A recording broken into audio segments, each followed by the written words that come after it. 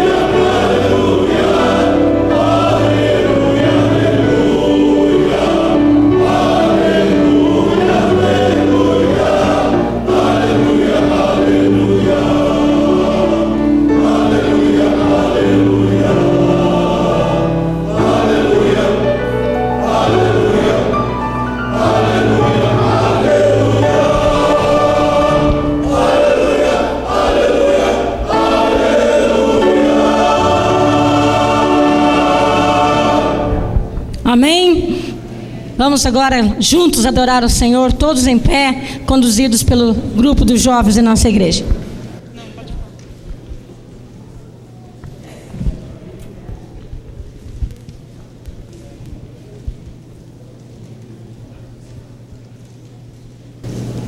Irmãos, logo no início tem um versículo que diz: quem me vê, vê aquele que me enviou. Vamos ler juntos?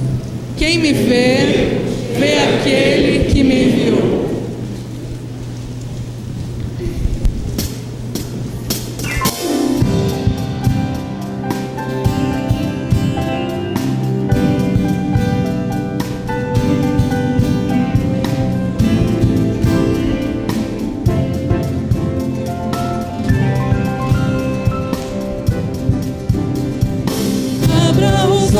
Do meu coração, abra os olhos do meu coração, quero te ver, eu quero te ver, Senhor.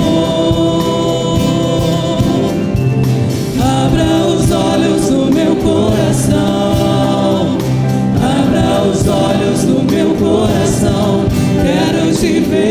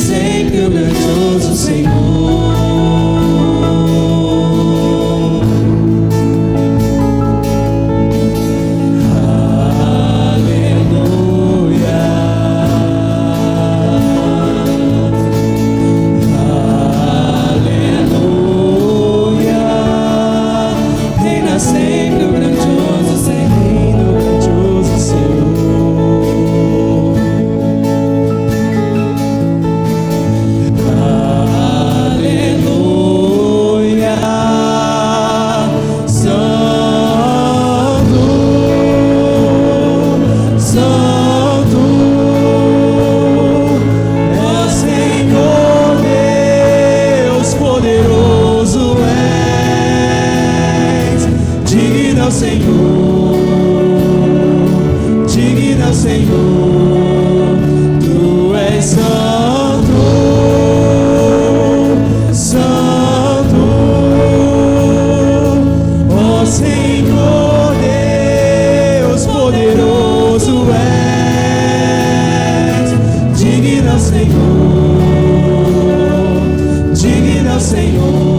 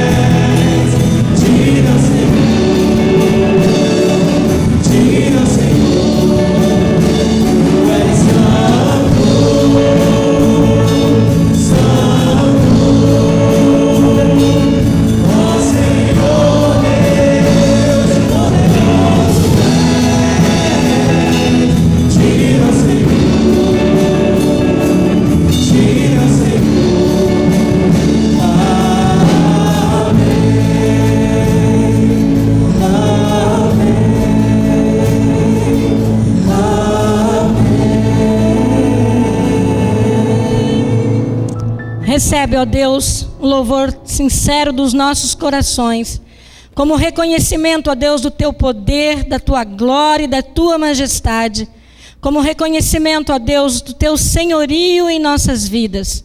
Ajuda-nos, Senhor, a sermos dependentes do Senhor cada dia mais, a amadurecermos cada vez mais no sentido de estarmos sempre perto do Senhor e dependendo de Ti para qualquer situação da nossa vida.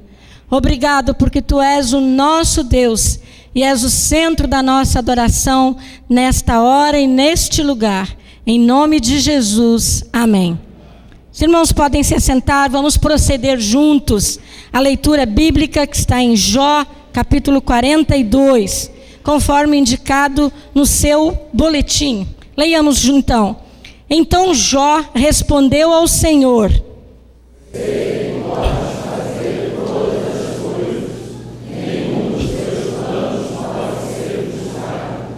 Tu disseste, agora escute e eu falarei.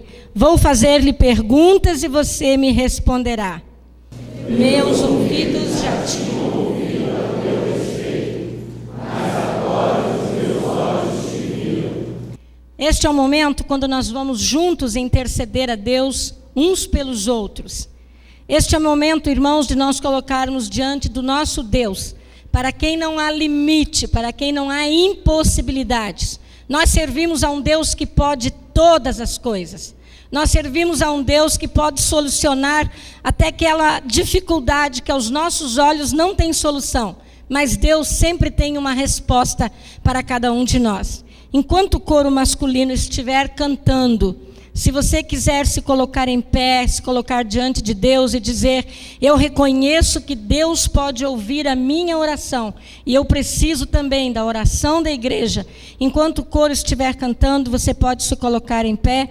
Eu e o pastor André vamos estar aqui embaixo para recebermos os irmãos que também quiserem vir à frente, não porque você vai ser mais abençoado ao vir à frente, mas vindo aqui, se você desejar, a igreja pode vê-lo e pode saber que você precisa de oração e vai poder interceder pelo irmão também.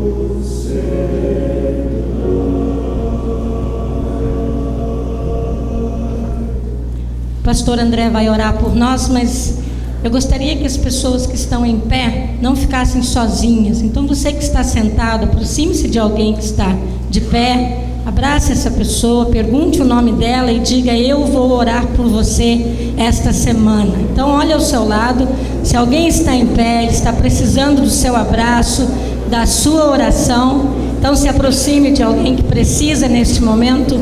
E vamos agora então silenciosamente nos colocarmos diante de Deus. O pastor André vai orar. Nossa igreja tem vivido momentos de bastante luto. Nós temos várias famílias de nossa igreja que estão enlutadas, e nós vamos orar juntos também, pedindo as consolações do Espírito de Deus por aqueles que têm sofrido perdas entre nós. E quando alguém de nossa igreja, quando Deus chama alguém, todo o corpo sofre junto, e nós vamos pedir que Deus esteja então consolando também os nossos corações. Senhor, Tu és santo, e nós, apesar de pecadores e merecedores da Tua graça, nos voltamos para Ti pelo sangue do Cordeiro Jesus Cristo, o nosso Salvador, para Te pedir a Tua ajuda, para levantar as nossas mãos em busca de socorro. Teu povo está aqui de pé, de joelhos, aqui na frente, dizendo para o Senhor que nós precisamos da Tua intervenção nas nossas vidas. E eu oro, Senhor, por essas meninas que vieram aqui e estão rogando ao Senhor, pedindo ao Senhor, pela sua tia Renata, pelos seus 2 amiguinhos que estão indo para a Alemanha na próxima semana, porque elas os amam muito e querem que essa viagem corra bem e querem que a Tua vontade se cumpra, para que eles vão em paz, para que eles estejam de volta logo. Sei que elas estão aqui pedindo ao Senhor por essas pessoas e que o Senhor ouve a oração das crianças, porque o Senhor ama as crianças e as recebeu. Também quero orar pelo Pedro, pela Cecília, que estão aqui na frente, pedindo pela sua família, e que o Senhor possa abençoá-los e escrever no coração deles que a família é um projeto do Senhor, que o Senhor vai abençoá-los naquilo que eles têm sentido necessidade, que as dificuldades no caminho são para fortalecer a nossa fé, que cada lágrima derramada o Senhor vai enxugar. E Senhor, nós estamos de pé, de joelhos, acenando de alguma forma para o Senhor, porque reconhecemos que o Senhor está aqui. A tua promessa era que onde estivessem 2 ou 3 reunidos em teu nome, o Senhor lá estaria. E aqui está o teu povo reunido no nome de Jesus, para te pedir ajuda, auxílio no tempo oportuno. Então nós te rogamos, Senhor, que abençoes aqueles que têm passado pelo vale da depressão, da tristeza, que não têm tido muito clara a esperança em relação ao futuro. Que o Senhor se torne a nossa esperança, que o Senhor se torne a esperança daqueles casais que estão passando por dificuldades, lutas, brigas conjugais. Que o Senhor se torne a esperança daquele filho, daquele pai que está tentando um relacionamento melhor um com o outro. Que o Senhor se torne a esperança daquela mulher, daquele homem que tem passado por problemas financeiros, num emprego difícil, numa situação econômica de desamparo, mas que o Senhor possa suprir cada necessidade. Senhor, aquele coração que entrou aqui necessitado de paz, que o Senhor hoje possa derramar paz sobre essa vida. E que em nome de Jesus, o Senhor ouça cada motivo que o teu povo aqui de pé, de joelhos, aqui na frente, tem colocado diante do teu altar. Porque apesar de a nossa capacidade ser muito pequena, quando o Senhor estende a sua mão por nós, mesmo o mar estando revolto, como nós ouvimos nesse hino agora, sabemos que o Senhor Jesus está dizendo: sossegai, sossegai, e a tua palavra afirma: aquietai-vos e sabei que eu sou Deus. Nós queremos aquietar o nosso coração, Senhor, saber que tu estás agindo para o nosso bem, e é por isso que nós intercedemos, nós clamamos, nós gritamos, nós imploramos que o Senhor possa agir para o teu povo. O Senhor prometeu na tua palavra que faria isso, e é por isso que nós estamos aqui pedindo. Não pedimos baseados no nosso merecimento, mas no mérito que há no nome de Jesus, o nosso Senhor e Salvador. Amém. Os irmãos podem se assentar. Nós estamos falando hoje sobre a amizade, sobre os amigos, o valor de termos amigos. Nossa igreja é uma igreja muito grande. Hoje nós já temos 4 cultos. Talvez aquele irmão que você não vê há muito tempo e até pensa que ele não vem mais à igreja, ele vem no primeiro culto, você vem no 4º, no 2º, e nós temos nos desencontrado. Uma boa maneira de fazermos amizade aqui em nossa igreja é se você se tornar um frequentador dos grupos familiares, que são pequenos grupos que se reúnem durante a semana na casa dos irmãos para orar, para estudar a Bíblia e para fortalecer a comunhão. Então eu quero desafiar você, se você nunca foi a um grupo familiar, talvez a ideia nem seja simpática para você, mas eu lhe garanto que grupo familiar é algo diferente de tudo que você já conheceu na vida. E eu desafio você a ir a um grupo e a conhecer este trabalho, a fazer parte de um grupo familiar. E neste momento eu quero chamar à frente, então, todos os nossos líderes e vice-líderes dos grupos familiares, os líderes jovens, os líderes adolescentes, os líderes adultos. Eu queria que a nossa equipe, todo mundo viesse à frente neste momento, para que a igreja os reconheça, saiba quem vocês são, poder procurá-los após o culto e dizer: eu quero conhecer um grupo familiar. Então, que dia é o seu grupo? Descendo a escada aqui do lado esquerdo há um mural, e ali tem a relação de todos os grupos familiares, onde se reúnem e o horário de cada um deles. Tem lá também um mural de fotos de todos os grupos. De repente tem alguém lá que você é seu amigo, você não sabe que pertence a um grupo. É um referencial que você tem para participar do grupo familiar. Então todos os líderes e vice-líderes, tem um grupo grande. Vamos fechar aqui, vocês estão com medo de ficar perto de mim? Vamos puxar o cordão para cá? Então eu vou passar o microfone para alguns de nossos líderes. Vamos fazer uma enquete aqui. Então, por exemplo, se você for ao meu grupo familiar, eu garanto que você terá muito carinho e muito cuidado. No seu grupo vai ter o quê, irmão Antônio? Não entendi. Estou dizendo que quem for ao meu grupo, eu asseguro que você vai ter muito carinho, muita amizade, que você vai ser muito bem cuidado. Quem for ao seu grupo vai ter o quê? Tudo isso e muito mais. Tudo isso e muito mais. Olha só. Depois dessa, né? Já era, né? Olha, tem carinho, amor e muita amizade. Muita amizade. A Helenice dirige um grupo que é para casais que têm filhos pequenos. Então, não deve ser um grupo muito comportado, né, Helenice? Nem um pouco. Mas a gente deixa as crianças também num ambiente assim reservado para que elas possam também ter oportunidade de ler a Bíblia. E o nosso grupo tem também amizade. Tem, o que mais, Andréia? Andréia também é do grupo, ó. Tem muito acolhimento. Acolhimento, muito bem. E aqui no grupo dos adolescentes, o que a galera adolescente vai ter lá no grupo? Eu acho que o nosso grupo é muito bom porque tem muita união, muita amizade e é um grupo descontraído. Então a gente deixa todo mundo à vontade. Tanto cristãos e não cristãos que são visitantes. Muito bem. E no seu, Edmilson? Posso garantir que é 70 vezes 7 que você falou. Olha, o que eu falei, ele está dizendo que é 70 vezes 7. Muito bem. Eu queria chamar à frente agora os irmãos que terminaram hoje o curso de líderes. Nós terminamos hoje pela manhã uma classe que preparou novos líderes para os grupos familiares. Então eu queria que os que estão aqui pudessem vir à frente, por favor, para que a igreja os reconheça. Alguns estão terminando hoje, alguns estão começando uma classe nova hoje também, mas eu queria que esses novas... E todo mundo foi lá para o lado de lá, pensando que eu não ia perguntar nada para eles, mas eu vou vir para o lado de cá também. Então aqui, ó, a Bia e a Letícia terminaram o curso hoje. Então, se vocês fossem chamar alguém para fazer o curso, Jorge também, vocês viram que a classe é eclética, tem do adolescente até a primeira idade, né, Jorge? Letícia e Bia, o que vocês fossem chamar alguém para vir para fazer o curso, por que vale a pena fazer o curso? Eu gostei muito de fazer o curso porque foi um modo de eu perceber mais o que realmente acontece no GF e um modo de adorar mais a Deus com um grupo. E que a gente pode mostrar comunhão, né, e amor para as pessoas. Mostrar comunhão e amor, muito bem. Poli, quem for no seu grupo vai ter o quê, Poli?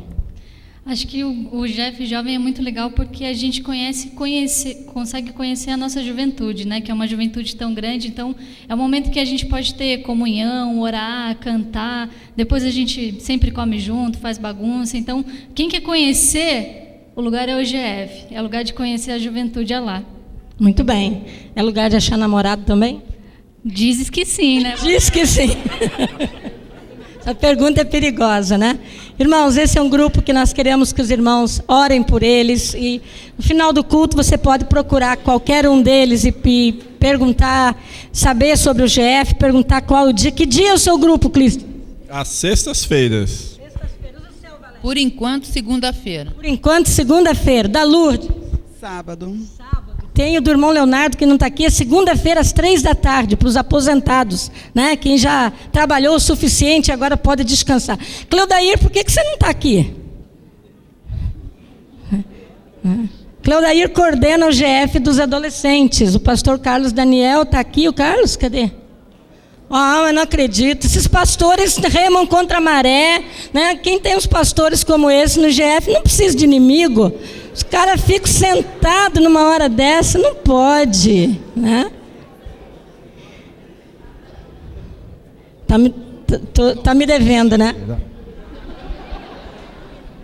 Viu como é que GF é bom? É que a gente está sempre aqui na frente, né, gente? Aí mais espaço aqui, foi por isso. Mas participo lá com o GF Jovens. E estou nessa torcida, peço a oração dos irmãos, porque realmente o GF tem lugar de arranjar namorado ali, as meninas estão ali. Tem um testemunho aqui, ó, um casal que foi no GF, tá ali a Amanda e Arthur. Foi no GF? Que eu conheci de verdade, sim. Olha aí, tá vendo? Então vale a pena ir no GF arranjar namorado? Com certeza. Tá vendo? Então vamos orar e participar, né, Sandra? Isso aí. Muito bem. Vocês viram que funciona, né? Irmãos, vamos orar neste momento. Eu queria que nós orássemos, que os irmãos, nós tivéssemos esse tempo de orar por esses líderes, né? Eles são pastores de pequenos grupos, né? São aqueles que vão atrás, que cuidam, que estão presentes, que choram junto, que oram junto. Então, nós precisamos da bênção de Deus para esse trabalho. Eu vou pedir que o pastor Alcenir venha orar, por favor, especialmente pela liderança dos grupos familiares. Também agradecendo a Deus a esse grupo bonito aí da ponta que terminou o curso hoje e vai entrar no campo de batalha junto conosco. Eu estou com esse microfone de pobre aqui, mas ele está equipado aqui, está desprezando o meu microfone. Vamos orar, então. Queremos agradecer pelo privilégio que temos de poder participar da Tua obra, apesar das nossas imperfeições, apesar de pecadores como somos. Eu quero Te agradecer, Deus, por esse grupo aqui à frente, né, de homens e mulheres que têm dedicado as suas vidas para Te servir, para estarem à frente do Teu trabalho.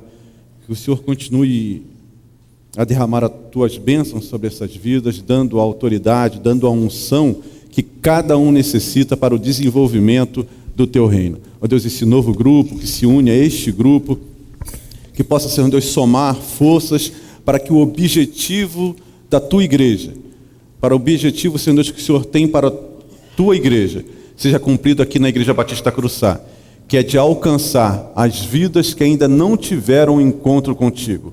Ó Deus, usa-nos nesse intuito, ser com cada um, ser com seus lares, ser com as suas famílias. Só o Senhor sabe das dificuldades, ó Pai, que cada um enfrenta. Por isso o nosso clamor e a nossa oração é que em nome de Jesus, o Senhor venha ao encontro de cada necessidade física, espiritual e material, porque somos completamente, totalmente dependentes da Tua ação sobre as nossas vidas. Em nome de Jesus. Amém. Amém. Os irmãos podem se assentar, nós vamos cantar juntos. Dá-me Tua visão, Senhor. Talvez você aqui na igreja ainda não tenha descoberto qual é o seu cantinho de trabalho. GF pode ser um.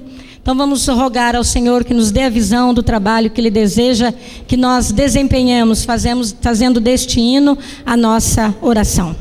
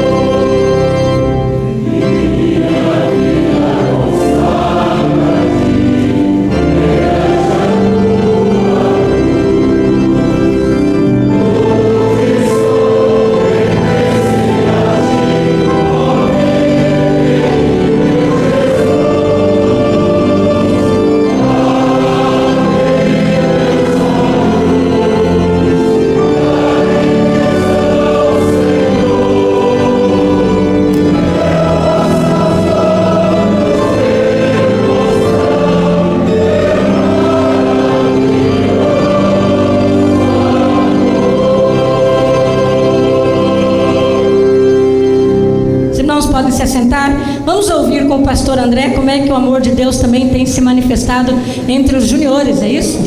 Pastor que é do rebanho das ovelhinhas menores e as mais comportadas da igreja também, né? Isso aí, ó. Não me desapontem, hein, galera. Pessoal, nós tivemos no último final de semana, que foi feriado, dia 15 de novembro, não? 15? Foi isso, né? 15 de novembro, proclamação da República. Fizemos o nosso campamento juniores anual. E tem um filme aí que o Neto vai passar. Eu gostaria de convidar todos os juniores, aqueles que estão saindo também da equipe dos juniores, que participaram, que já tem 12 anos, mas que foram nesse último acampamento, para que venham aqui e vamos ficar aqui na frente. Juniores que foram ao acampamento, mais os líderes, Flávia, Jurjos, Doris, Rafael. Pode soltar, Neto. Pode. Só abaixa um pouquinho porque eu vou falar algumas coisas. Tem algumas fotos que vão passar aí sobre o nosso acampamento. Pode vir Neto também, Graziele, Genilce, se estiver aí, eu não sei se está. Está passando ali também, ó. Não precisa ficar olhando para trás. Então, nós tivemos ali 3 dias de intensa alegria, de diversão. Foi muito joia a nossa estadia em Guaratiba dessa vez, no acampamento Monte Moriá. E nós fomos realmente abençoados com momentos de comunhão com Deus e comunhão com nossos irmãos. Levamos para ali cerca de 35 juniores e numa determinada noite, depois do apelo para aceitar a Cristo, cerca de 25 crianças foram à frente entregando suas vidas a Jesus. Então o nosso relatório é de vitória, porque sabemos que as crianças também podem tomar uma decisão ao lado de Cristo.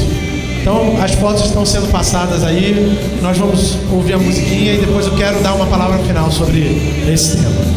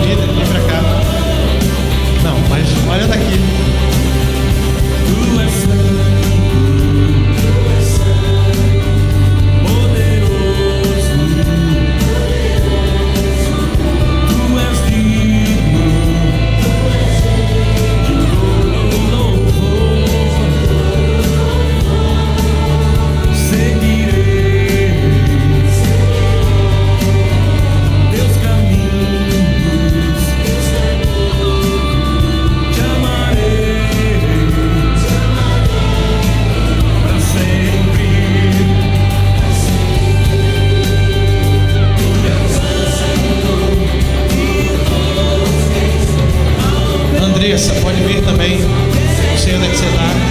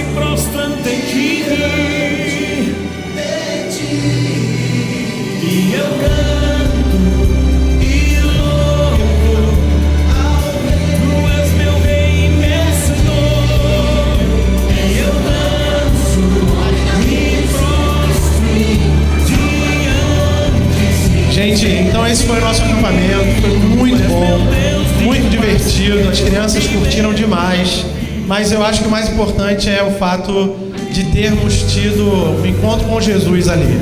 Como eu disse para os irmãos, alô galera, pera aí. Como eu disse para vocês, cerca de 25 crianças foram à frente dizendo: eu quero seguir a Jesus, eu entendi que sou um pecador, uma pecadora e que Jesus Cristo é meu Salvador. E eu penso que nós, como igreja, precisamos abraçar essas crianças e tornar a caminhada delas com Jesus cada vez mais fácil, profícua, cheia de frutos. Tivemos lá no nosso acampamento a Vânia e o Marcos, que foram líderes assim, a toda prova, super animados. E um dia depois chegou a Andressa, vinda da China. Então nós queremos agradecer a Deus pela prova de fidelidade que Ele nos deu, trazendo a Andressa, que ficou 2 meses e meio longe da família. E agradecer a Deus, sobretudo, por essa liderança que está aqui na frente. Alguns não estiveram aqui na frente porque não estão presentes, que são a Genilce, o Rafael, a Fernandinha. Esqueci de alguém? Acho que não, né? A Dora está aí. Beleza. Então, fidelidade de Deus, de fato, a gente poder ver que o Senhor responde a nossa oração. E eu quero agradecer muito pelo esforço que a igreja fez para que a gente tivesse aquele momento ali, e agradecer em especial pelo Júlio e pela Flávia, que nesse final de ano estão deixando a liderança dos juniores, mas que não vão nos deixar, a gente não vai deixar, né galera? Vamos falar então a divisa do nosso acampamento? Como é que é? Seu tesouro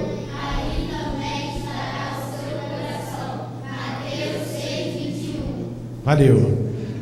Sandra, por favor. Acho que eles merecem palmas, né?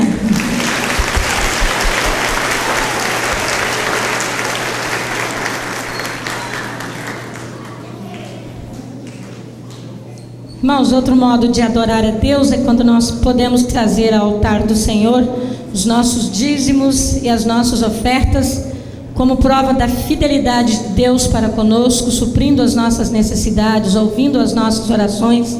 E neste momento, então, enquanto o coro masculino vai cantar, os irmãos que vieram preparados para isso, podem então trazer ao altar do Senhor seus dízimos, as suas ofertas missionárias, sua oferta para ação social, para qualquer trabalho da igreja. Este então é o momento enquanto nós ouvimos o coro de nossa igreja, e logo depois então o pastor Alcenir terá a palavra para trazer a mensagem de Deus aos nossos corações.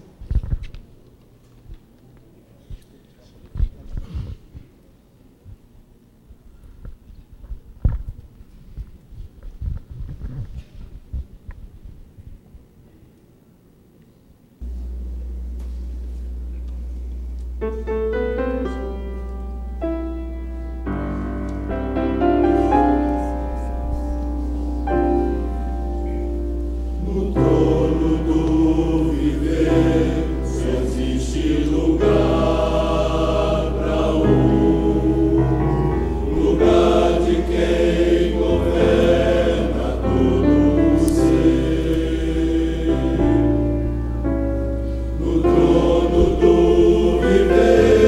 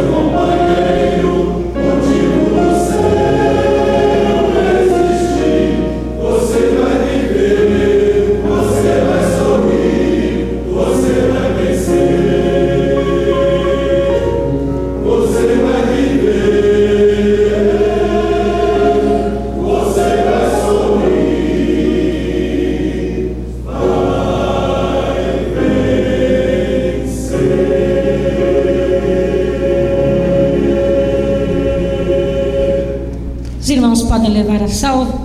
Pastor Alcenir, quero orar pelo irmão neste momento. Pastor Alcenir é a pessoa que Deus vai usar para nos trazer a mensagem nesta noite. Deus, nós colocamos nas tuas mãos o teu servo, aquilo que tu já tens dado no seu coração, que ele possa ser poderosamente usado pelo Senhor neste momento. E nós queremos ouvi-lo como ouvimos o próprio Senhor. Em nome de Jesus. Amém.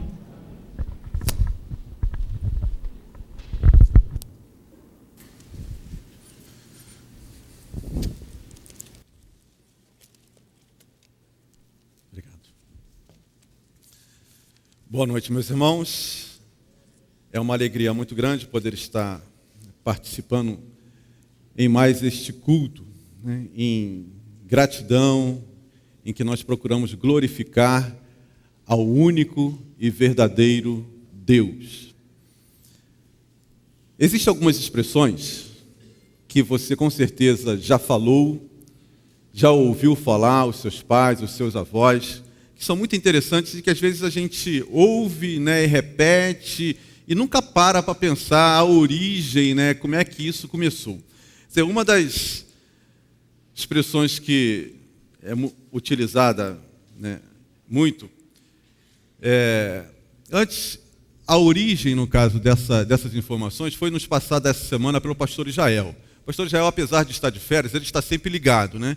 E procurando suprir os seus pastores de toda e qualquer informação que seja interessante. Então chegou um e-mail para ele achou interessante, ele logo nos enviou para que nós ficássemos também informados sobre essas curiosidades. Você com certeza já ouviu falar sobre jurar de pés juntos. Já ouviram, né? De repente já até falaram. Qual é a origem disso, né? Jurar de pés juntos. Dar com os burros na água, né? Quantos nos já ouviram falar e nos já falaram, já não proferiram essa frase, né? Guardar as 7 chaves, onde Judas perdeu as botas, pensando na morte da bezerra, para inglês ver, rasgar seda, quem não tem cão, caça com gato, vai tomar banho, tirar o cavalo da chuva.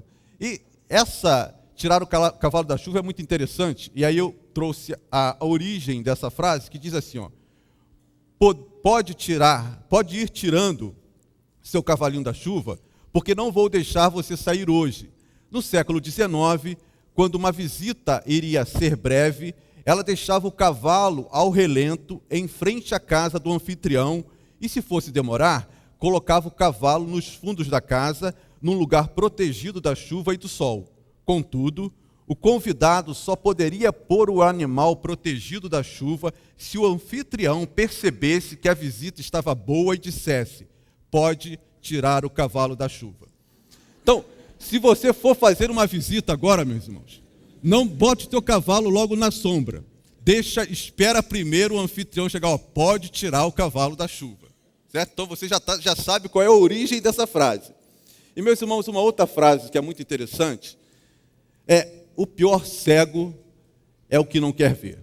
E eu trouxe, o irmão Itamar vai projetar, né, a origem dessa frase. Diz então que em 1647, em Nimes, na França, na universidade local, o doutor Vincent de Paul fez o primeiro transplante de córnea no aldeão de nome Engel.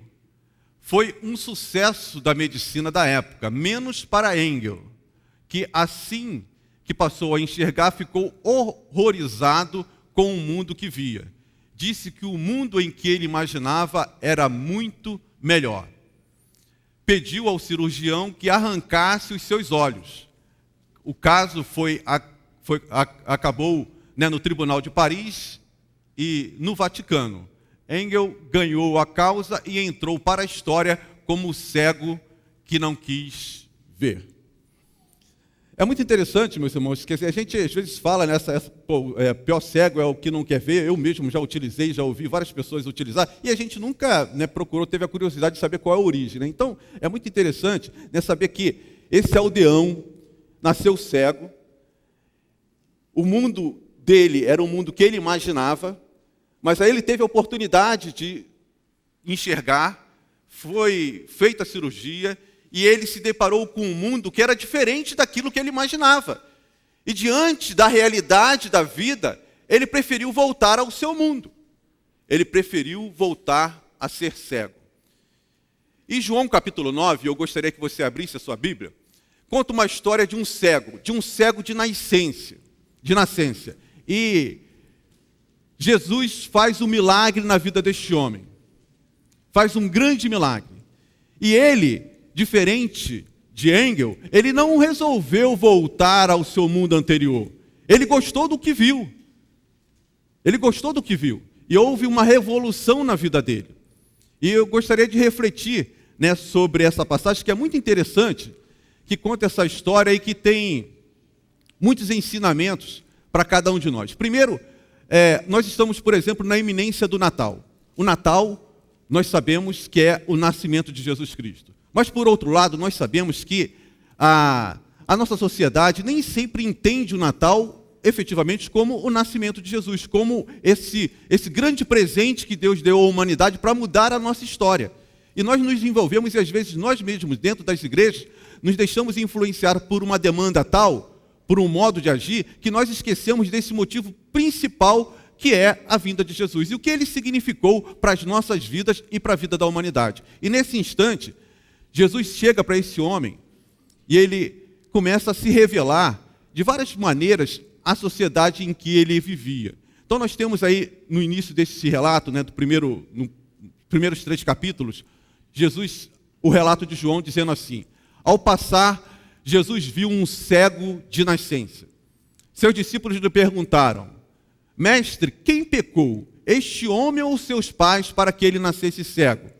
Disse Jesus: nem ele, nem os seus pais pecaram, mas isso aconteceu para que a obra de Deus se manifestasse na vida dele. Meus irmãos, é muito interessante, né, esse início do relato que João traz.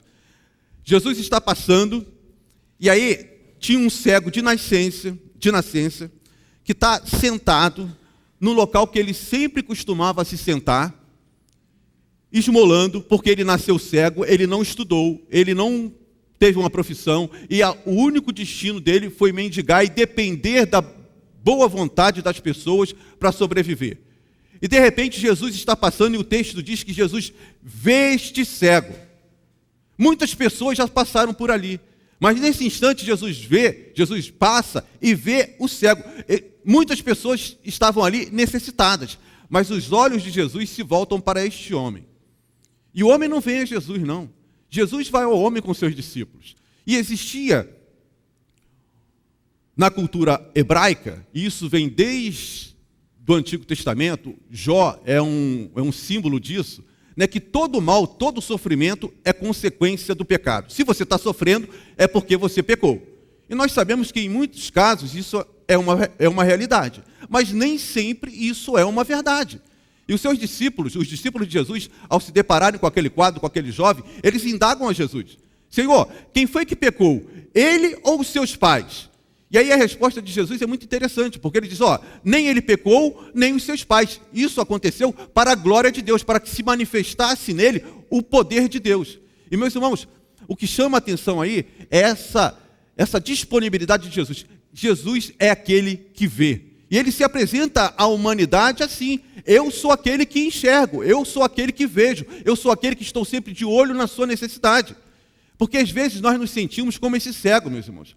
Os irmãos podem imaginar a vida deste homem, diariamente indo ali para mendigar, sem nenhuma expectativa de vida, sem nenhuma expectativa de futuro, de viver e morrer ali naquela situação. Mas a sociedade poderia não dar oportunidade para este homem. Mas Jesus vai e enxerga a sua necessidade. Quando a gente se reporta lá a Gênesis, no início do relacionamento de Deus com o homem, a gente tem uma história muito semelhante, de uma escrava egípcia, né, escrava Agar. Ela vivia ali com Sara, ali junto com Abraão. E chega um determinado momento, quando ela engravida de Abraão, ela é expulsa da casa de Abraão, e ela vai para o deserto, numa situação desesperadora, na perspectiva de morrer, imaginando que ninguém mais olhava para ela, o seu patrão, Abraão, Sara, todo mundo a desprezava, e de repente ela é buscada, alçada por Deus. E a gente tem esse relato muito interessante quando diz assim, ó, Agar, a escrava egípcia. Este foi o nome que ela deu ao Senhor que lhe havia falado. Tu és o Deus que me vê. Meus irmãos, isso não é de hoje. Não foi naquele momento quando Jesus olhou para aquele cego, não. Essa manifestação desse Deus que vê, ele vem lá do Antigo Testamento, do início do relacionamento de Deus com o homem. Isso sempre ficou provado, ficou caracterizado nesse ato de relacionamento de Deus com aquele que o ama. Deus vê. Você pode estar sofrendo, você pode estar passando por uma situação que ninguém sabe, só você. Mas Deus vê. Deus vê. E assim como ele fez com Agar, assim como ele fez com este cego, ele pode fazer com você. Ele quer fazer com você. E aí a gente continua nesse relato, meus irmãos, quando Jesus primeiro ele se apresenta como aquele que vê, e agora ele se apresenta como a luz do mundo. Diz o texto, enquanto é dia, Jesus falando para os seus discípulos, né? Precisamos realizar a obra daquele que me enviou. A noite se aproxima quando ninguém pode trabalhar. Enquanto estou no mundo, sou a luz do mundo. Um capítulo antes, no capítulo 8, no versículo 12, então ele diz assim, ó, aliás, é isso, né? Ele se apresenta como essa luz. Falando novamente ao povo, Jesus disse, eu sou a luz do mundo. Quem me segue nunca andará em trevas, mas terá a luz da vida. É Jesus se apresentando para a humanidade. Eu sou aquele que vê e eu sou a luz do mundo. Aquele que me segue nunca vai andar em trevas, mas terá a luz da vida. São expressões de Jesus, são manifestações de Jesus, são características que Jesus se apresenta à humanidade para que ele possa ser enxergado de diversas maneiras. Aquele que vê, aquele que é luz. E aí nós continuamos no texto de João 9, e Jesus agora se apresenta como aquele que realiza milagres, né? Depois dele ter essa conversa com os discípulos, ele se volta novamente para o cego e diz, tendo dito isto, ele cuspiu no chão, misturou terra com saliva e aplicou-a nos olhos do homem. Então lhe disse, vá lavar-se no tanque de Siloé, que significa enviado. O homem foi, lavou-se e voltou vendo. Meus irmãos, Jesus é aquele que vê, Jesus é a luz do mundo, e Jesus é aquele que realiza milagres. E não é qualquer milagre, não. Não é qualquer milagre.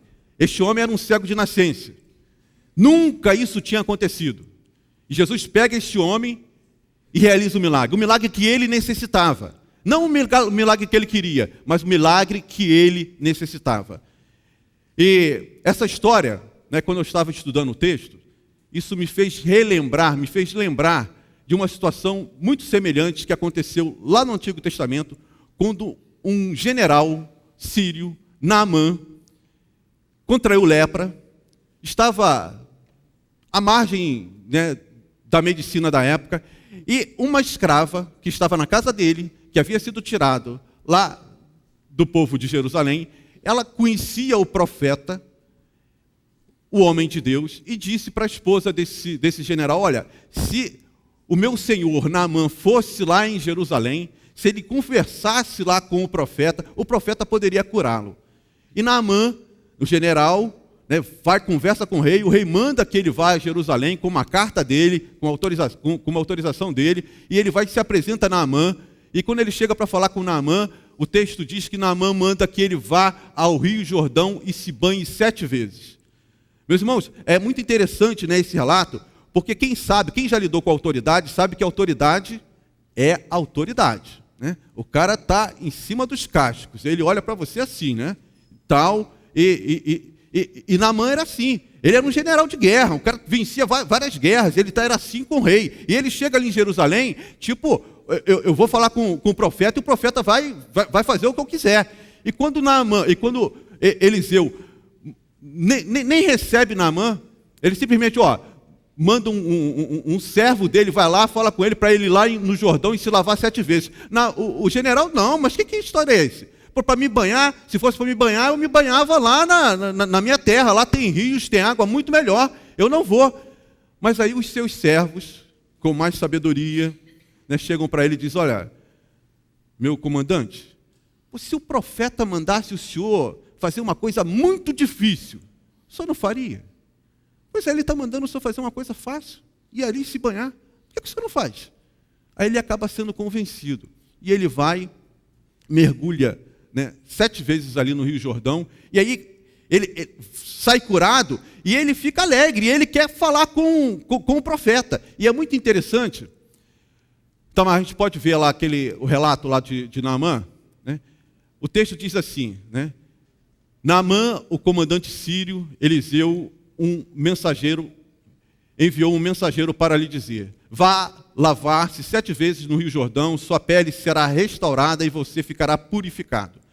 Mas Naamã ficou indignado e saiu dizendo: eu estava certo de que ele sairia para me receber, invocaria de pé o nome do Senhor seu Deus, moveria a mão sobre o lugar afetado e me curaria da lepra. E aí a gente tem o resultado, né, depois que Naamã mergulha lá no rio, né? Assim, ele desceu ao Jordão e mergulhou 7 vezes conforme a ordem do homem de Deus. Ele foi purificado e sua pele tornou-se como a de uma criança. Então Naamã e toda a sua comitiva voltaram à casa do homem de Deus. Ao chegar diante do profeta, Naamã lhe disse: agora sei que não há Deus em nenhum outro lugar senão em Israel. Meus irmãos, eu acho essa declaração formidável, porque não foi o profeta que curou Naamã. Naamã consegue enxergar na sua cura que o Deus que o profeta servia foi que o curou. E aí ele diz: agora eu sei que não existe outro Deus, a não ser o Deus de Israel, o Deus que está aqui neste povo, que lidera este povo. E a história do cego, meus irmãos, é exatamente assim, né? O cego, ele se ver curado por Deus. E a gente pode imaginar, né, a expressão de felicidade e a diferença que isso fez na vida desse homem. Um homem que nasceu cego, que não conseguia enxergar, né, o nascer do sol, o nascer do dia, né, o pôr do sol, não conseguia enxergar o preto e vermelho, não podia assistir uma partida de futebol do Flamengo, não podia ficar contente com o Flamengo, porque ele não conhecia as cores, né? Ele não conhecia as cores. Então, esse homem vivia numa escuridão, mas de repente ele agora tem os seus olhos abertos, e aí ele pode ver o Flamengo ser campeão quarta-feira. Veja que privilégio! Por quê? Porque de repente ele foi alcançado pelo milagre de Deus. Um homem que era cego, que não podia enxergar, agora pode enxergar. Por quê? Porque Jesus se apresenta a este homem como aquele que pode fazer milagre. Sim, porque Deus é o Deus que pode fazer milagre. Às vezes nós ficamos muito assim, meus irmãos, acanhados diante de Deus, diante dos nossos problemas. Nós somos limitados, mas Deus não. A medicina não poderia dar a visão àquele homem, mas Deus pôde, porque Deus é o Deus do milagre, e é assim que Ele se apresenta para a sociedade, para o mundo hoje. Eu sou aquele que vê o seu sofrimento, eu sou a luz do mundo que pode te tirar da escuridão, eu sou aquele que pode realizar o milagre que você necessita. Não o milagre que você quer, mas o milagre que você necessita. E aí a gente continua, meus irmãos, com o relato, né, desse texto, né, com agora a situação que aconteceu ali no seu ambiente junto com seus vizinhos, né? Diz o texto: seus vizinhos e os que anteriormente o tinham visto mendigando perguntaram: não é este o mesmo homem que costumava ficar sentado mendigando? Alguns afirmavam que era ele, outros diziam: não, apenas se parece com ele. Mas ele próprio insistia: sou eu mesmo. Como a humanidade enxerga Jesus, meus irmãos? A gente tem esse desfecho, né, da história da cura desse cego, quando as pessoas não acreditam. As pessoas que viviam e conviviam com esse homem não acreditaram no milagre. Você já deve ter vivido uma situação assim, né? Das coisas acontecerem na sua vida, você mesmo ficar cético. Mas como que isso aconteceu? E as pessoas não acreditam. E começam a atribuir a várias outras coisas, menos a Deus. E foi isso que aconteceu na vida desse homem. As pessoas começaram a questionar: Mas como? Você não é ele, você não é esse cego. Não era você que ficava ali sentado. Como que você agora está enxergando? Quem foi que fez isso com você? E aí Jesus, meus irmãos, ele no seu relacionamento com a humanidade, ele vai sendo enxergado de várias formas. A gente viu como Jesus se apresenta. Ele se apresenta como aquele que vê, aquele que é luz, aquele que realiza milagre. E agora a gente tem nesse relato, qual é a perspectiva, a percepção da sociedade com relação a Jesus. Primeiro a gente tem a continuação que diz assim: então, como foram abertos os seus olhos, né? Perguntaram ali os seus vizinhos, interrogaram-no eles. Ele respondeu: o homem chamado Jesus. Meus irmãos, não é qualquer homem. Não é qualquer homem. Não é um homem chamado Jesus. Não. A visão daquele que foi curado nesse instante é assim, é o homem. Quer dizer, ele já tinha ouvido falar de um tal Jesus, que estava fazendo diferença na sua sociedade. Então, nesse instante, quando ele vai fazer o seu relato, ele não chama Jesus de um homem qualquer. Não, é o homem. Tinha um jogador aí que dizia que era o cara, né? Não, eu sou o cara. Eu não sou qualquer cara, não. Eu sou o cara. E o homem, o cego nesse instante, identifica Jesus como o homem chamado Jesus. Não era qualquer homem. Então, ele misturou terra com saliva, colocou-a nos meus olhos e me disse que fosse lavar-me em Siloé. Fui, lavei-me e agora vejo. Eles lhe perguntaram: onde está esse homem? Não sei, disse ele. Como um profeta, né? No versículo 13 a 17, nós lemos: levaram aos fariseus o homem que fora cego. Era sábado, o dia em que Jesus havia misturado terra com saliva e aberto os olhos daquele homem. Então os fariseus também lhe perguntaram: como ele recebera a visão? O homem respondeu: ele colocou uma mistura de terra e saliva nos meus olhos e eu me lavei e agora vejo. Alguns dos fariseus disseram: esse homem não é de Deus, pois não guarda o sábado. Mas os outros perguntaram: como pode um pecador fazer tais sinais miraculosos? E houve divisão entre eles. Tornaram, pois, a perguntar ao cego: que diz você a respeito dele? Foram os seus olhos que ele abriu. O homem respondeu: ele é um profeta. Ele é o homem e agora ele é o profeta.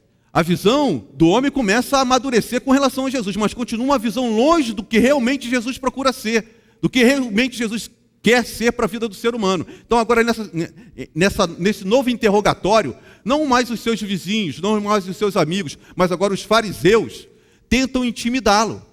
Tentam dizer: mas não pode, como é que você está dizendo que é esse tal de Jesus que te curou? Não, ele não pode. Como é que ele vai fazer um milagre no sábado? Se ele fez um milagre no sábado, ele infringiu as leis de Moisés. E se ele infringiu as leis de Moisés, ele é um pecador. E se ele é um pecador, ele não pode vir de Deus. Ele não pode ser um profeta. E, meus irmãos, o que Jesus fez naquele dia foi cuspir na terra, fazer lama.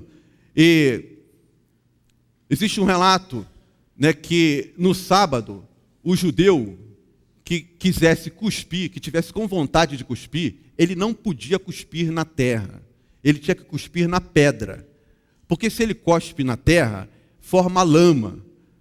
Formando lama, dá o simbolismo de barro. E barro é trabalho. Então, o judeu não podia cuspir na terra. Se ele quisesse cuspir, ele tinha que cuspir na pedra, que aí não formava o barro. E quando Jesus cospe no chão, ele infringe essa lei. E além de infringir essa lei, Jesus cura o cego também no sábado. Mas os fariseus, eles não querem saber do homem. O homem foi curado, o homem vivia ali naquela sociedade mendigando e agora estava ali enxergando, foi recuperado. Mas eles não estavam interessados nisso.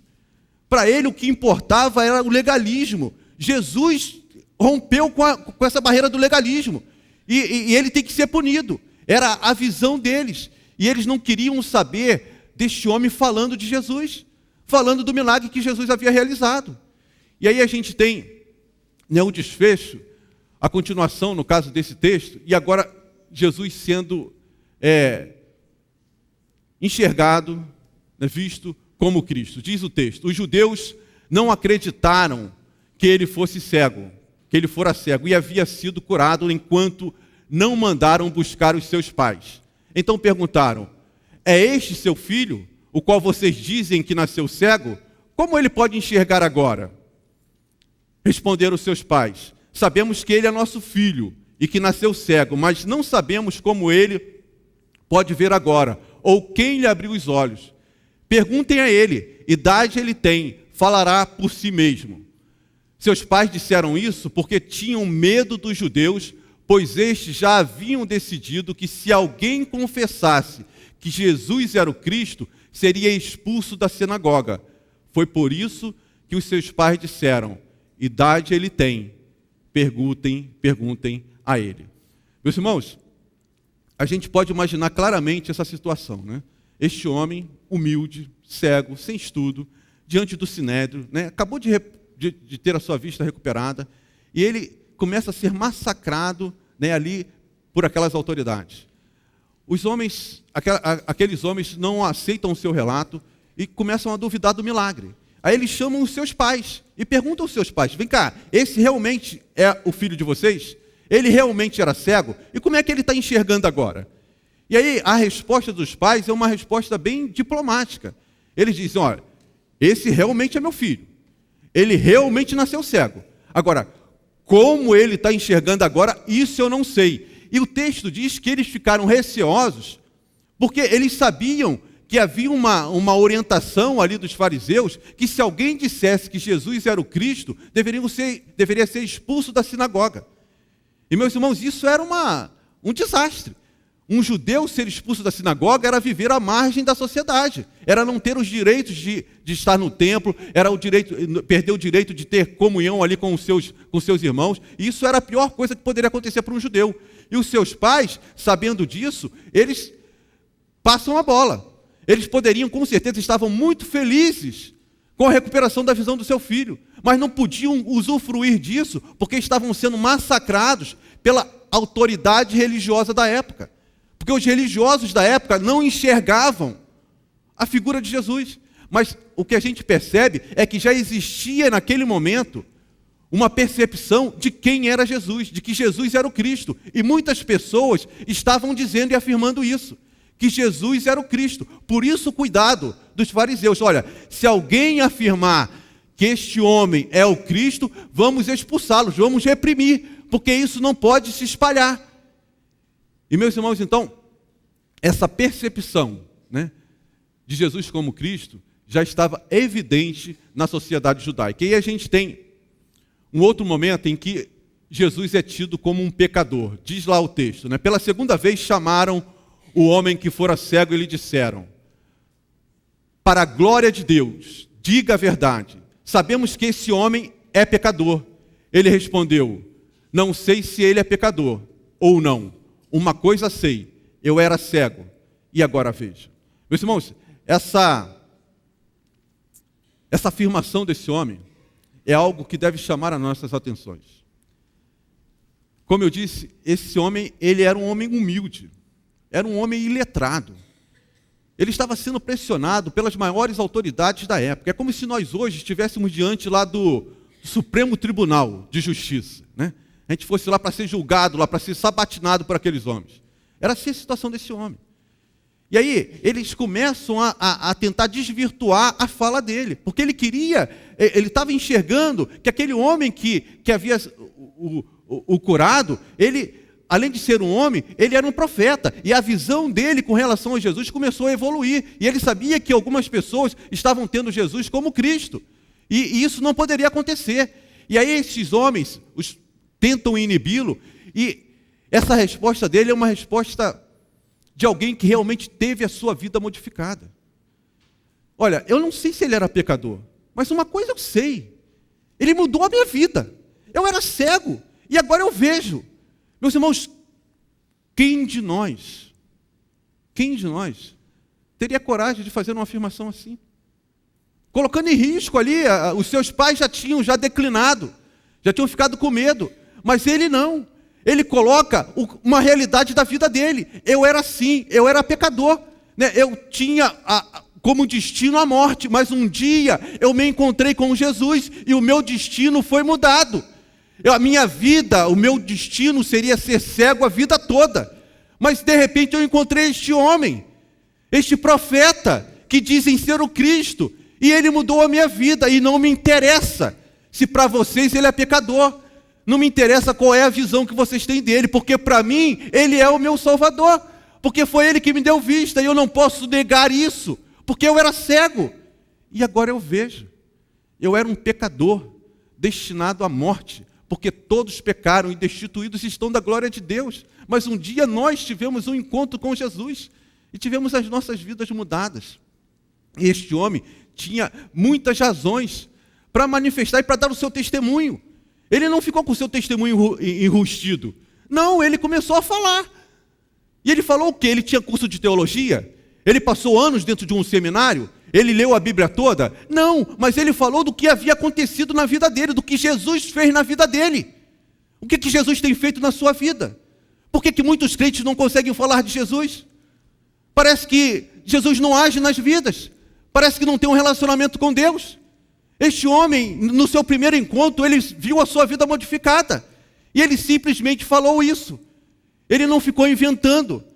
Olha, eu não sei do que vocês estão falando, mas uma coisa eu sei. Eu era cego, eu era desprezado, eu não tinha nenhuma perspectiva de vida. E agora eu enxergo. Agora eu consigo ver. Eu vejo o sol, eu vejo a lua, vejo as estrelas. É esse testemunho, né, que este homem dá. E nós continuamos, né, com essa visão da sociedade com relação a este homem Jesus. Então, lhe perguntaram, o que ele lhe fez? Como lhe abriu os olhos? Ele respondeu, eu já lhes disse e vocês não me deram ouvidos, porque querem ouvir outra vez? Acaso vocês também querem ser discípulos dele? Então o insultaram e disseram, o discípulo dele é você. Nós somos discípulos de Moisés. Sabemos que Deus falou a Moisés, mas quanto a esse, nem sabemos de onde vem. O homem respondeu, ora, isso é extraordinário. Vocês não sabem de onde ele vem, contudo ele me abriu os olhos. Sabemos que Deus não ouve a pecadores, mas ouve ao homem que o teme e pratica a sua vontade. Ninguém jamais ouviu que os olhos de um cego de nascença tivessem sido abertos. Se esse homem não fosse de Deus, não poderia fazer coisa alguma. Diante disso, eles responderam, você nasceu cheio de pecado. Como tem a ousadia de nos ensinar? E o expulsaram. Meus irmãos, Jesus é aquele que se apresenta como aquele que vê, como a luz do mundo, como aquele que faz milagre. Aí, de repente, a sociedade começa a enxergar Jesus como um profeta, como o Cristo, como um pecador, e agora como se fosse um homem de Deus, né? Então, aí, o homem que foi curado, ele coloca Jesus como um homem de Deus. Olha, ele era um profeta, e eu sei que ele era um homem de Deus, como Elias, como aqueles profetas do Antigo Testamento, que eram considerados homens de Deus, porque representavam Deus, porque falavam de Deus, porque eram instrumentos de Deus.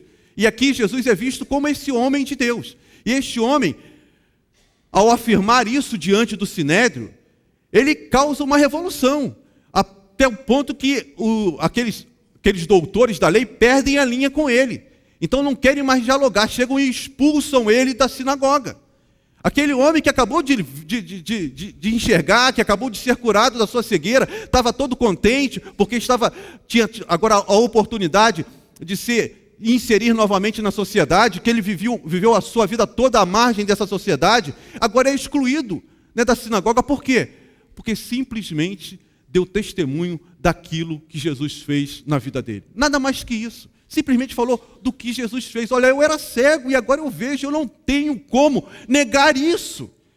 E ao ser expulso, meus irmãos, quando a sociedade rejeita este homem, a gente vê o que Jesus faz, né? Na continuação do texto, diz lá o texto. Jesus ouviu que o haviam expulsado e, ao encontrá-lo, disse, você crê no Filho do Homem? Perguntou o homem, quem é ele, Senhor, para que eu nele creia? Disse Jesus, você já o tem visto, é aquele que está falando com você. Então o homem disse, Senhor, eu creio, e o adorou.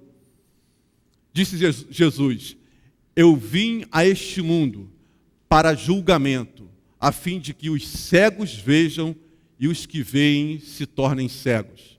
Alguns fariseus que estavam com ele ouviram-no dizer isso e perguntaram: acaso nós também somos cegos?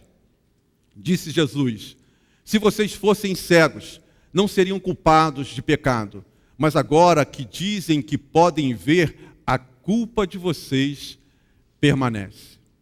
Meus irmãos, esse desfecho, né, dessa história, ela é formidável, porque mostra a nossa realidade, né? Este homem, ele foi rejeitado pela sinagoga, ele foi rejeitado pela sociedade da época, ele foi rejeitado pelo mundo. E é assim que acontece com o crente. Se o crente quiser viver de uma forma correta, o mundo vai rejeitá-lo, porque você vai ter que remar contra a maré, você vai ter que ser contra muita coisa que estão dizendo aí que é normal. E é isso que aconteceu com este homem. Mas quando o homem é rejeitado pela sinagoga, ele é rejeitado pelos fariseus, Jesus vem acolhê-lo, Jesus vem recebê-lo. Olha, eu estou com você, não fique triste porque esses homens te expulsaram, porque eu quero acolhê-lo. E a primeira indagação, meus irmãos, que Jesus faz para este homem, que havia recuperado a visão física, é: você crê no Filho do Homem? Quando Jesus curou este cego, mandou que ele, né, Jesus untou os seus olhos e mandou que ele fosse lá no poço de Siloé para se lavar. Ele vai e se lava, e quando ele vê que está enxergando, meus irmãos, você imagine a alegria deste homem, né? Ele que viveu a vida dele toda cega. Aí, de repente, quando ele tira aquela lama, ele tirou a lama dos olhos, ele viu que estava enxergando. E ele corre para se encontrar com Jesus, com aquele que havia feito com que ele recuperasse a visão, mas Jesus já não estava mais lá. Então ele não conseguiu ter contato com aquele homem que o havia curado. E agora, depois que ele é expulso da sinagoga, ele se encontra com esse homem, mas ele não sabia que era Jesus que havia feito aquele milagre. E aí quando Jesus: você crê no Filho do Homem? Ele: mas quem é, Senhor, para que eu possa crer nele?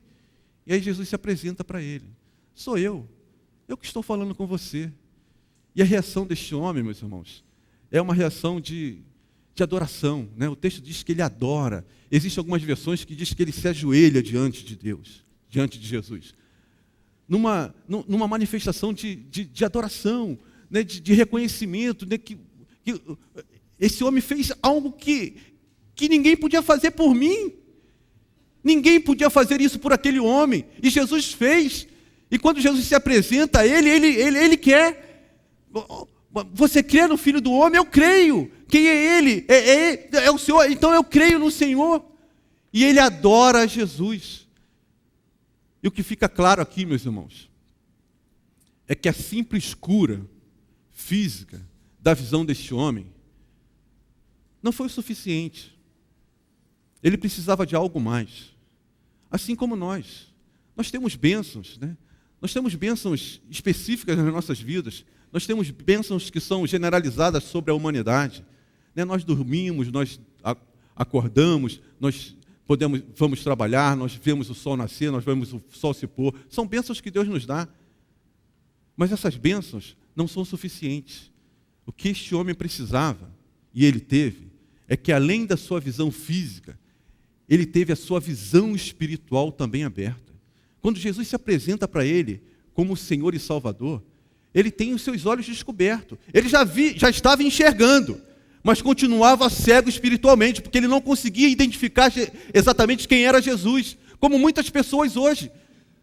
Nós vamos agora comemorar mais um Natal, e muitas pessoas vão ficar trocando presentes, vão ficar comendo carne, comendo frutas, fazendo isso e aquilo, e não reverenciando ao verdadeiro Jesus, o verdadeiro símbolo dessa festa natalina, que é Jesus. E muitos crentes acabam vivendo também esse momento sem trazer Jesus para o centro das suas vidas. Mas este homem, ele tem a sua visão espiritual aberta, meus irmãos. E ele pode perceber que Jesus fazia toda a diferença na vida dele. Ele não queria saber de sinagoga, não queria saber de fariseu, não queria saber de mais nada. Ele queria adorar a Deus. Ele queria adorar Jesus. E é interessante, Itamar, coloca para a gente aí no final lá do texto, a fala de Jesus, né? Não, retorna um pouquinho, Itamar. Isso. Disse Jesus, né? Se vocês fossem cegos, não seriam culpados do pecado, mas agora que dizem que podem ver, a culpa de vocês permanece. Foi a fala de Jesus para os fariseus. E aqui, né, Jesus utilizando aí não uma forma muito direta, mas ele diz, olha, porque vocês dizem que enxergam, vocês na realidade não precisam de mim. Porque ao se dizer, né, sábios, inteligentes, vocês não me buscam. Os cegos são aquelas pessoas que se reconhecem pecadores. São aquelas pessoas que se reconhecem dependentes de mim. Por isso, os cegos vão ver.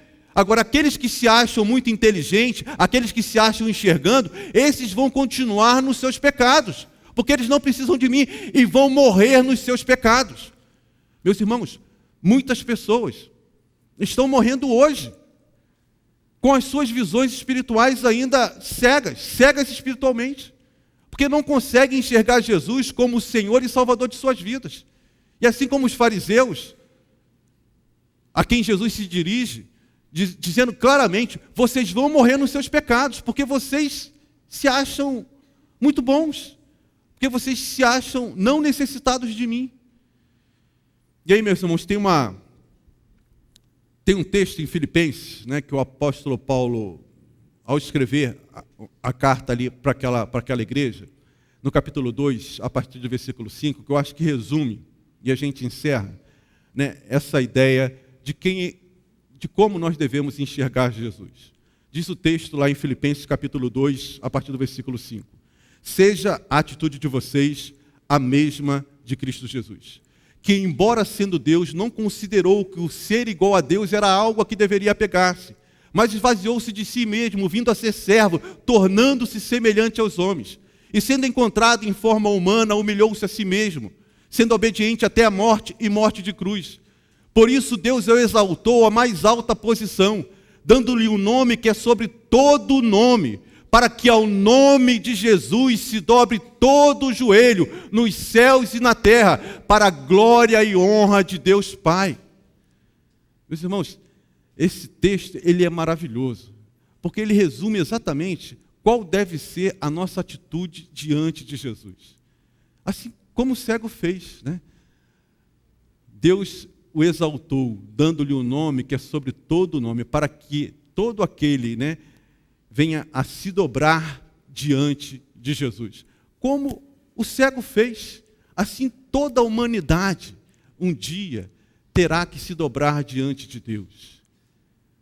Enquanto nós estamos vivendo neste mundo, as oportunidades nos são dadas. Assim como hoje, nós estamos dando a oportunidade para que você possa reconhecer a Jesus como o Senhor e o Salvador da sua vida. Nós vamos cantar um hino. Eu gostaria que você refletisse sobre a sua vida, como você enxerga Jesus. Você vai comemorar mais um Natal. O que tem sido Natal na sua vida? É mais um Natal? Como você enxerga Jesus? Como tem sido o seu relacionamento com Jesus? Hoje é a oportunidade, assim como aquele cego teve a oportunidade, no seu encontro com Jesus, de ter as suas necessidades físicas supridas e a sua necessidade espiritual também suprida. Você hoje tenha a oportunidade, nesse encontro que você está tendo com Deus, nesse encontro que você está tendo com Jesus, de ter as suas necessidades materiais, físicas, supridas por esse Deus que pode realizar o milagre que você necessita. Sim, porque Jesus se apresenta como aquele que pode realizar o milagre que você necessita, Jesus pode fazer na sua vida. Mas o maior milagre que você necessita é poder enxergar a Jesus como o Senhor e o Salvador da sua vida. Então, reflita sobre isso, enquanto nós vamos cantar. Logo em seguida eu vou dar a oportunidade a você, de assim como aquele cego, confessar a Jesus Cristo como Senhor e Salvador da sua vida.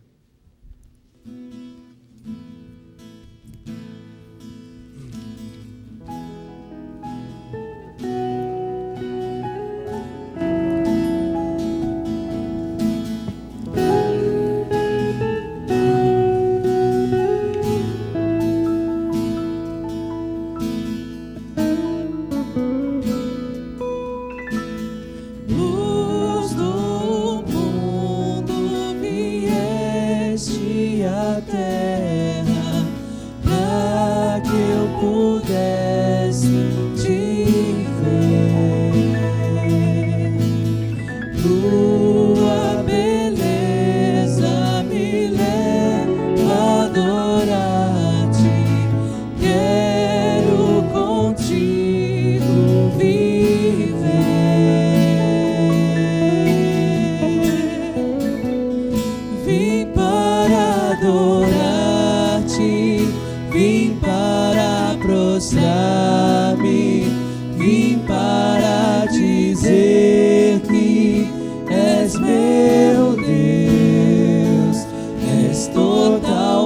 totalmente amável, totalmente digno, tão maravilhoso para mim.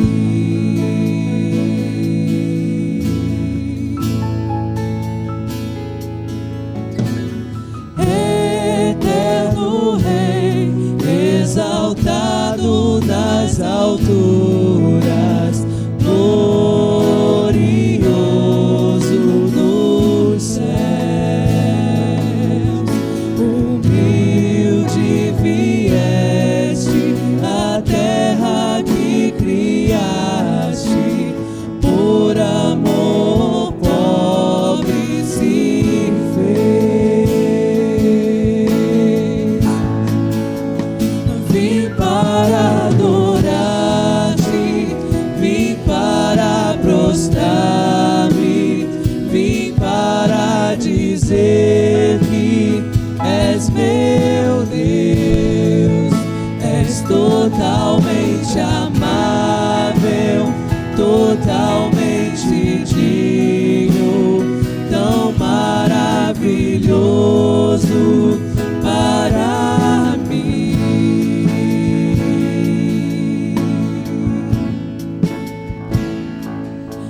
Eu nunca saberei o preço dos meus pecados lá na cruz. Eu nunca saberei o preço dos meus pecados lá na cruz. Vim para adorar-te, vim para prostrar-me, vim para dizer que és meu Deus, és totalmente amável, totalmente digno, tão maravilhoso para mim. Vim para adorar-te, vim para prostrar-me, vim para dizer que és meu Deus, és totalmente amável, totalmente digno, tão maravilhoso para mim.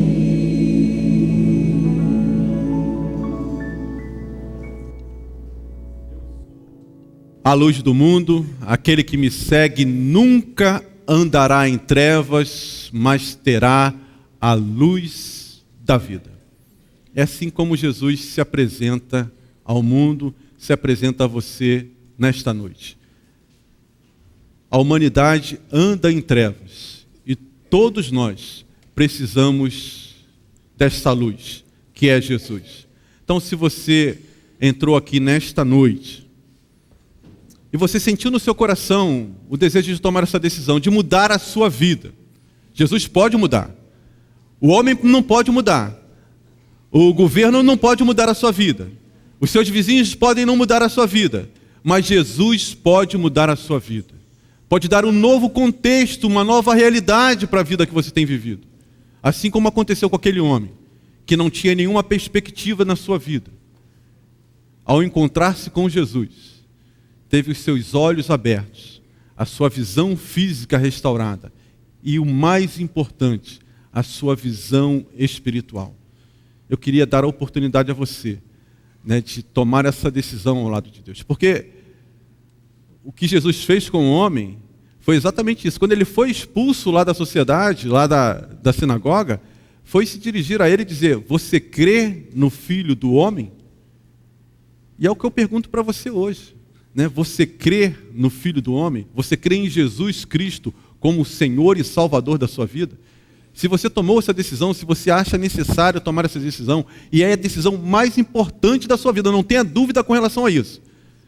Porque aonde Jesus chega, meus irmãos, há uma separação. A gente viu ali na narrativa do texto. Jesus causa uma separação. Uns acreditam, outros não acreditam. Não tem como ficar imparcial diante disso. A omissão é uma tomada de decisão. Eu não quero saber desse tal de Jesus. Eu não quero. Eu vou viver a minha vida. Eu me basto. Eu me basto. Então, se você, ao ouvir esse relato do milagre de Jesus na vida desse cego de nascença, e quer tomar essa decisão, eu queria que você levantasse a sua mão, né, demonstrando a sua decisão. Alcenir, eu quero, assim como aquele cego, crer em Jesus Cristo como Senhor e Salvador da minha vida. Existe alguém aqui que queira tomar essa decisão nesta noite, nessa decisão que é mais importante da sua vida? Deus abençoe, seja muito bem-vinda. Dá um beijo aqui no tio, vem aqui na frente. Mais alguém que queira tomar essa decisão, assim como essa jovem? Qual é o seu nome? Beatriz. A Beatriz tomou essa decisão, meus irmãos. Uma decisão que muitos adultos às vezes ficam com medo de tomar. A Beatriz sentiu no seu coração, né, o desejo de estar aqui, né, aceitando a Jesus Cristo como Senhor e Salvador da sua vida. E eu gostaria de estender esse convite por mais algum tempo, porque eu sinto que existem pessoas aqui que precisam dessa decisão. Essa decisão vai mudar a sua vida. Vai mudar a sua vida. Você que vive aí sem expectativa, sem esperança, Jesus pode dar esperança à sua vida. Jesus pode mudar as suas perspectivas dentro do seu casamento, dentro da sua vida profissional, dentro da sua vida nesse mundo. Só Jesus, gente. Só Jesus pode dar um novo rumo à vida do ser humano. E eu fico muito alegre porque essa criança, né, já na tenra idade, já compreendeu a diferença que Jesus Cristo pode fazer em nossas vidas. Existe alguém aqui que queira tomar essa decisão além dessa jovem? Mais alguém? Não há? Então nós vamos encerrar. Eu vou chamar a Sandra Mara. Sandra Mara vai orar para que Deus esteja confirmando essa decisão nesse coraçãozinho e que a nossa igreja possa acompanhá-la em todos os seus passos que você, a partir de hoje, estará dando ao lado de Jesus Cristo. Tá? Deus, muito obrigada por esse tempo que passamos na tua casa. Agradecemos-te, ó Deus, porque providenciaste a nossa salvação e porque a Beatriz entendeu isso e recebe Jesus no seu coração. Ó Deus, completa a obra no coração daqueles que ainda não puderam tomar uma decisão nesta noite, naqueles que ainda estão adiando. Ó Deus, que o teu Espírito continue trabalhando esses corações. E também, ó Deus, que tu continues trabalhando no nosso coração, aperfeiçoando a nossa fé a cada dia mais. Em nome de Jesus. Amém. Irmãos, nós vamos só ter o poslúdio cantado. Queremos agradecer a presença de todos, queremos agradecer a banda do GF, queremos agradecer os adolescentes que ficaram lá embaixo recepcionando os irmãos com um abraço. Quantos foram abraçados pelos adolescentes hoje quando chegaram na igreja? Muito bem. Aos jovens que cuidaram da recepção. Obrigado ao pastor Alcenir, apesar das heresias que ele falou durante o sermão, mas isso é compreensível. Muito obrigado, pastor. Eu acho que o Mateus não gostou do sermão todo. Pela cara dele, eu senti que ele não ficou muito feliz.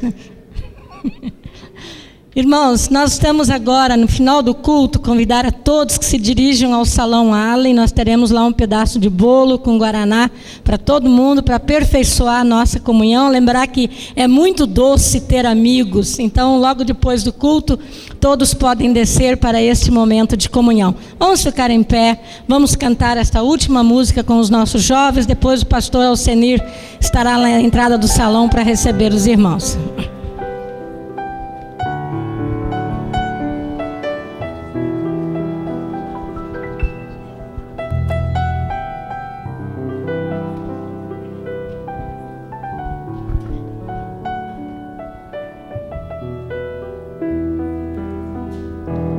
Porque dele, por ele,